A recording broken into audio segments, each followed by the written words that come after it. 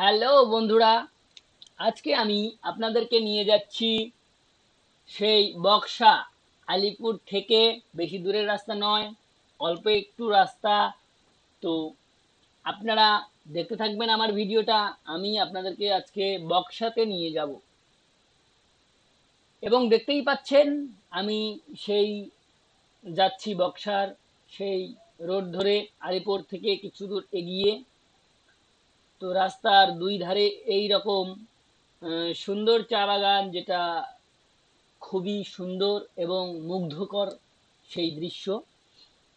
তো খুবই সুন্দর সেই জায়গাটা, সেই দার্জিলিংয়ের মতোই ভিউ। যারা কোচবিহার থেকে আছেন তাদের জন্য তো খুবই সুখবর, বাইক নিয়ে আপনারা যেতে পারবেন সেই বক্সার যে পাহাড়, সেই পাহাড়ে।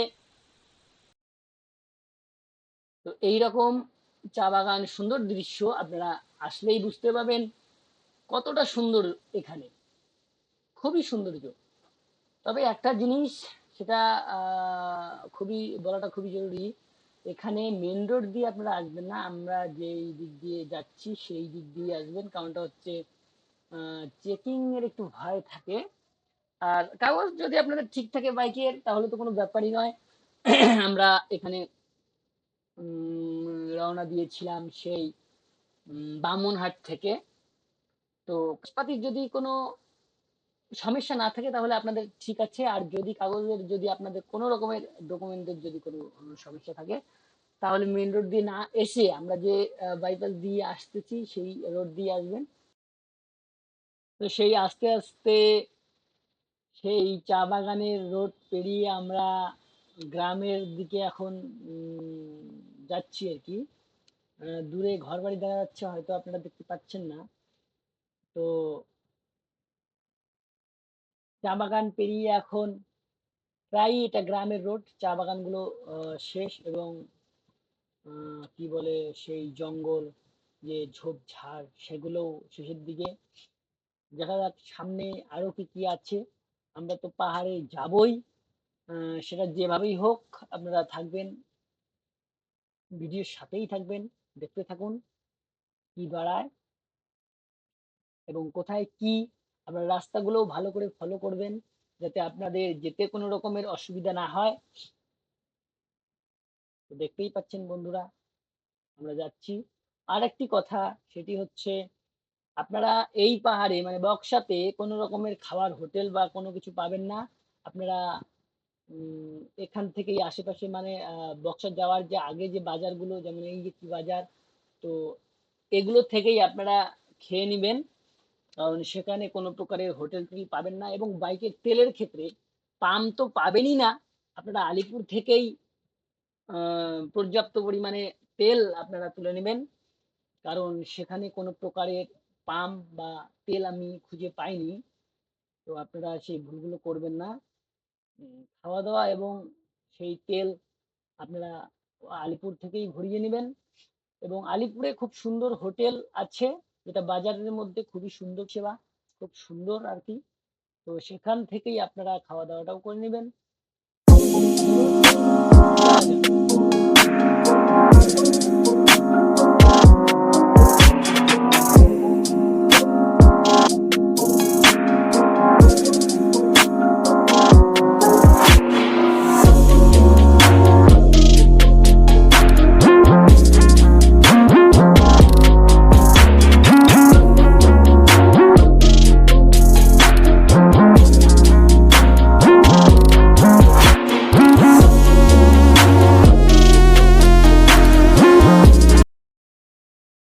দেখতে পাচ্ছেন একটি ছোট্ট বাজার পেরিয়ে আমরা আবারও যাচ্ছি।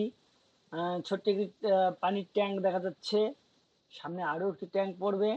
তারপরে একই রাস্তা ধরে সে আলিপুরের যে হাইওয়ে, সে হাইওয়ে যে হাইওয়ে যে রোডটা, সেই রোডটা পার হয়েই একই রোড, একই রোড ধরে আপনারা যেতেই থাকবেন, অন্যদিকে যাবেন না। একই রোড ধরে যেতেই থাকবেন, যেতেই থাকবেন। একই রোডে আপনারা বাজার পাবেন এবং এই পানির ট্যাঙ্ক পাবেন। সামনে আরো একটি পানির ট্যাঙ্ক হয়তো পাবো আমরা। আপনারা যেতেই থাকবেন।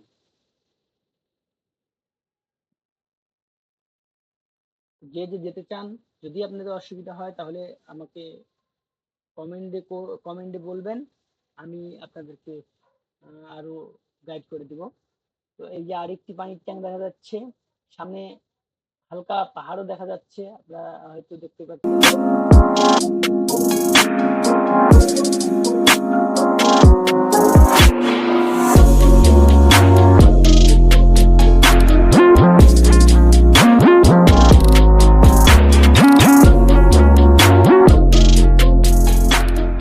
এগিয়ে দেখতে পাচ্ছেন এই যে মাঠের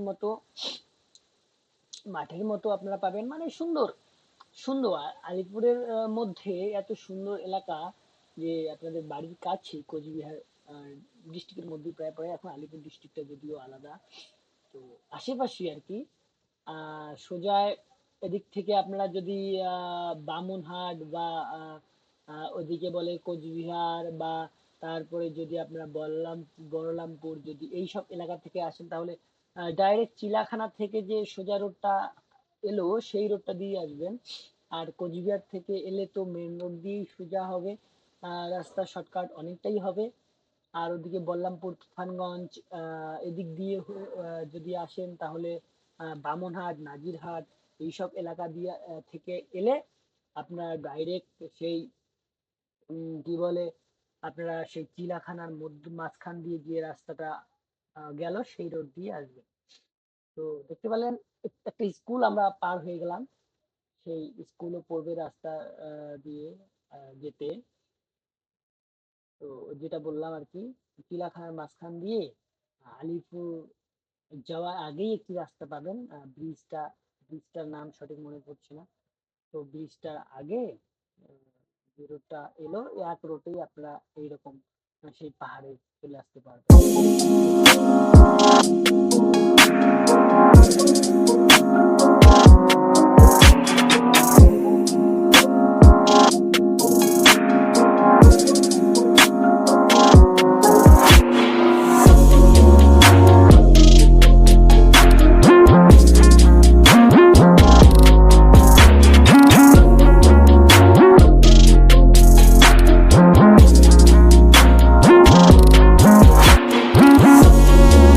তো আবারও সেই ছোট্ট একটি বাজার পড়ছে, আমরা দেখতে পাচ্ছেন যাওয়ার পথে আবারও ছোট্ট একটি বাজার সেই পড়লো।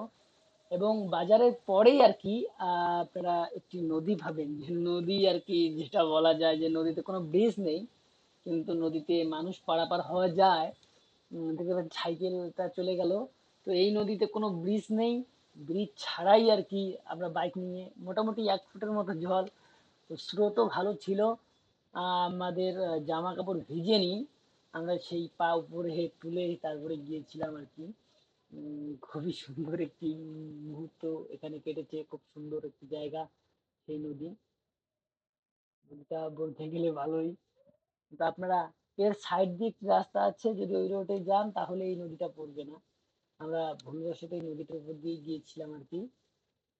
তারপরে দেখতে পাচ্ছেন বন্ধুরা, সেই পাহাড়ের কাছেই এই চা বাগান। তো আমরা পাহাড় এসে গেছি, আপনারা দেখতে পাচ্ছেন ওই যে দেখা যাচ্ছে সেই পাহাড়, পাহাড়ের সাথেই আর কি এই চা বাগানটা। খুবই সুন্দর, দেখতে খুবই সুন্দর এই পাহাড়। আর এই চা বাগানটা যে আছে এটাও খুব সুন্দর চা বাগানটা। তবে এখানে যাবেন আপনারা একটু আর কি তাড়াতাড়ি যাবেন, সন্ধ্যা করবেন না। সন্ধ্যা করলে আর কি কিরকম আর কি। আর দেখতেই পাচ্ছেন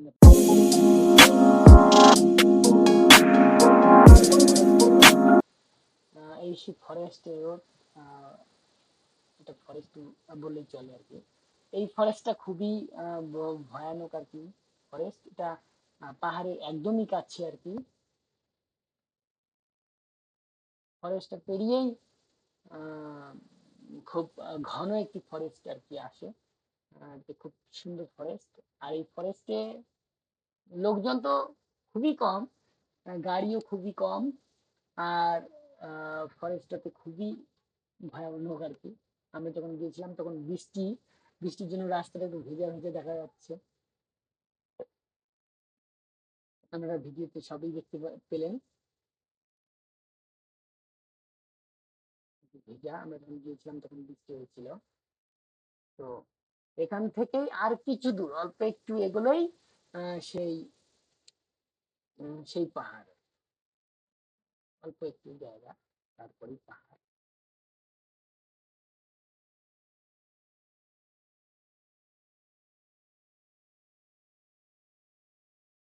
বন্ধুরা, এই সেই পাহাড়, এবং এটাই হচ্ছে সেই বক্সার সেই পাহাড়ের কাছে। এরপরে আর যাওয়া যায় না, কারণ ওইদিকে ভুটান বর্ডার আর কি, বিএসএফ থাকে।